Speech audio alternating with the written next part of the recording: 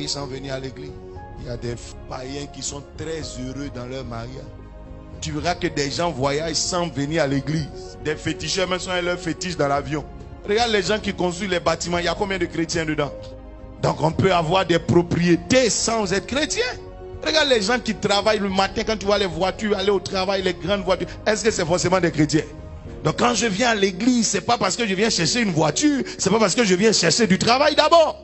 Ce que je viens chercher à l'église, c'est ce que le monde ne peut pas m'offrir. Et la seule chose que le monde ne peut pas m'offrir, c'est la vie éternelle cachée en Jésus. C'est la première des choses. Mais souvent, on a renversé les choses de sorte que maintenant, ce n'est que ces choses matérielles qu'on cherche à l'église. Et des gens même sont prêts à quitter l'église parce que tu ne te maries pas. Des gens disent non, depuis que moi je suis dans cette église, je ne comprends pas, je n'arrive pas à me marier. Qui a dit que c'est à l'église forcée on se marie? D'autres sont prêts à se refroidir leur foi, refroidir leur zèle, refroidir leur amour pour l'œuvre de Dieu, simplement parce que tu n'as pas trouvé de travail.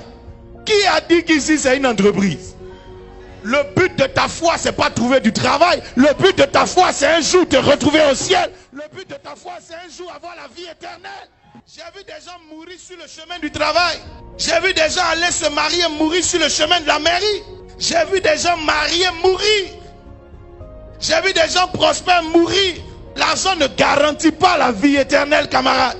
Ce que tu cherches à l'église, c'est ce que le maire ne peut pas te donner. C'est ce que l'entreprise ne peut pas te donner. C'est ce que l'argent ne peut pas te donner. C'est ce que le monde ne peut pas te donner. C'est ce que les voyages ne peuvent pas te donner. C'est ce que le visa ne peut pas te donner. C'est ce que le médecin ne peut pas te donner. C'est la vie éternelle cachée en Jésus.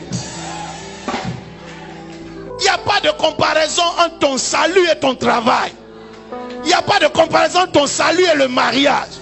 Il y a des gens même qui ont carrément changé de foi parce que tu as rencontré un monsieur qui ne croit plus en Jésus, croit pas en Jésus. Tu es sorti de la foi. Quel scandale! Et pour ça on ne te voit plus à l'église. Donc tu es venu à l'église pour te marier. Si tu n'as rien, va au ciel. Si tu es célibataire, va au ciel. Si tu ne travailles pas, va au ciel quand même. Je soupire après le fait que tu te maries.